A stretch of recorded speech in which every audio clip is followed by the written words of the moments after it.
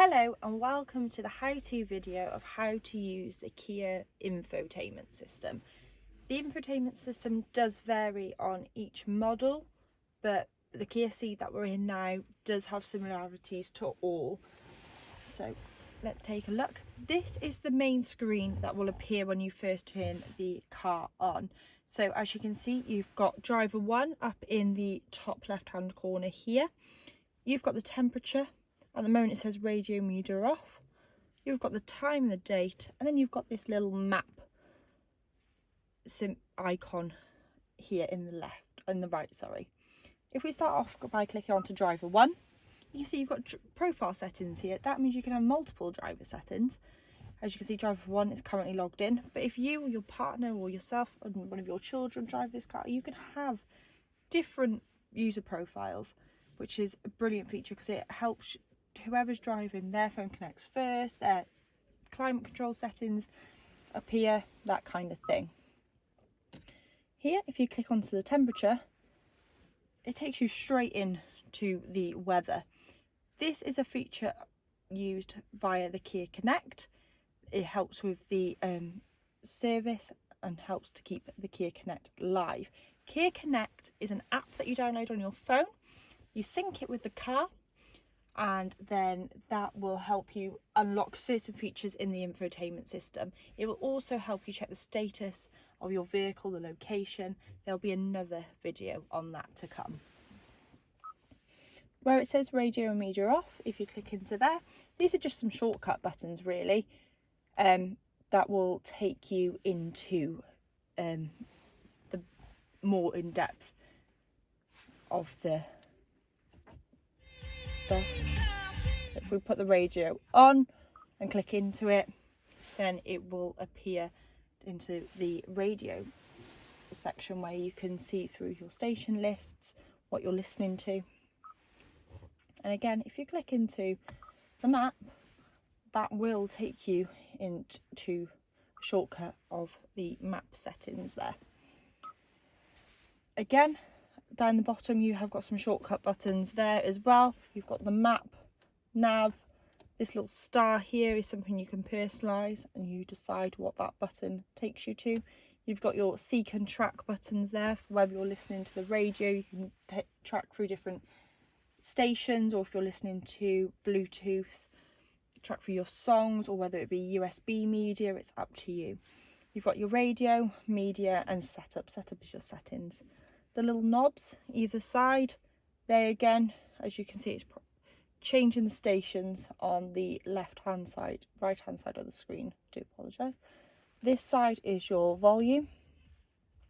Also, if you click it, it turns radio and media off. So like I say, this is the main screen you'll come to. By swiping across, you'll reveal your menu screen. And the first one is your map. This shows you where you are. You can zoom out if you wish. You've got your menu and your search options here. Just accidentally clicked on menu. Go back into map. There you go. You've got a compass, the navigation volume there, and a couple of other features. If we go into navigation, here is where you can put in an address of where you like to go to. You've also got the point of interest category, so you've got your fueling stations, parking, coffee shops, everything you can think of more that will come up and show you the closest place first. Previous destinations, so once you've been somewhere once and popped it in, the car will save them for you. Save places the same again. Kia service, it will show you where your local Kia garage is if you need it while you're out and about. Kia Live, again, this is from the Kia Connect app. This is what it goes off, but you've got your live traffic, live parking and live fill-in stations. If we click into live fill-in stations, which because I think this is a really cool feature, just going to download them now for us, it will show you your nearest fueling stations and how much it is per price of litre. And I think that's just a brilliant little feature. You can show it by distance as well if you want to, or price. That will actually show you the cheapest one first, which is Texaco in Welshpool. Might pop there after work. So yeah, you've got your live parking, live traffic as well. And once you've got a route inputted, you've also got cancel route, overview, plan tour and route options. You can also save some down here to your favourites or your office or your home as well. We go back. Phone. This is where you can connect your mobile phone. As you can see, there's already some there, but if you want to add yours personally, there comes up a 5-step guide of how to connect your mobile phone. It's really easy. Like it says, go into your settings, turn on your Bluetooth, there you go, find the vehicle name, which is Kia. You'll then click on that. You'll then go, is this the correct password on your phone screen? A password will fly up on the screen as well. You just click OK and it will do it all there from. It's a simple step-by-step guide. Phone projection, there is another video on this already for Apple CarPlay. This is your Apple CarPlay and Android Auto.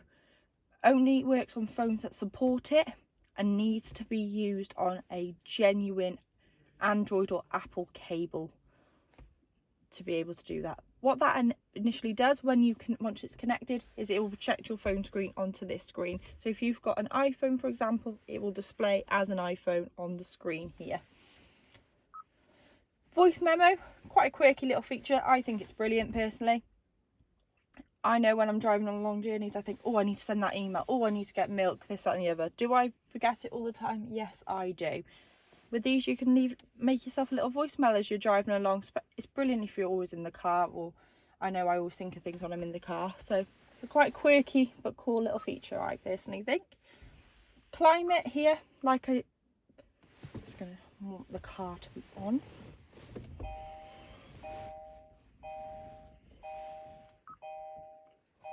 There we go. You have got your climate settings just below the screen, which are buttons, but you can also see it on the screen, so it is a lot more in depth there as well if you wanted to. Let me just turn that off.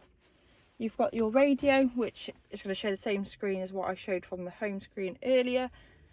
You've shown that you're playing radio 2 at the moment. You've got next and previous there again. You can click and change it to AM if you want to, or you can have it as DMB and FM.